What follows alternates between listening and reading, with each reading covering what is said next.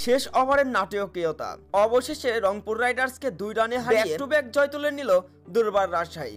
গত ম্যাচে রংপুর রাইডার্সকে 24 রানে হারানোর পরে রংপুর রাইডার্স তারা বলেছিল পচা শামুকে পা কেটেছে, তবে এবারে পচা শামুকে নয়, দুর্বার রাজশাহী যেন আসলেই দুর্বার। দুর্দান্ত গতিতে মৃত্যুঞ্জয় চৌধুরী, তাসকিন আহমেদ, মোহর এবং মেহরাব দুর্দান্ত বোলিংয়ে উড়ে গেল রংপুর রাইডার্সের শক্তিশালী ব্যাটিং লাইন আপ।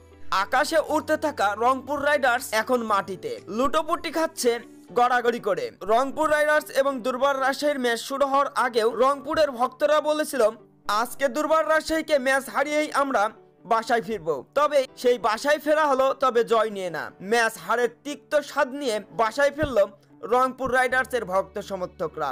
এমনকি রংপুর রাইডার্স তাসকিনের রেকর্ড গড়া ম্যাচে এই দিন দুর্দান্ত দুর্বার রাজশাহী।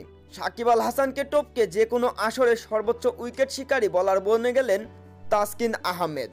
মাত্র 119 রান করেও এমনভাবে ম্যাচ জেতা যায়, এটা হয়তো তাসকিন আহমেদের ক্যাপ্টেন্সি না দেখলে বোঝাই যেত না।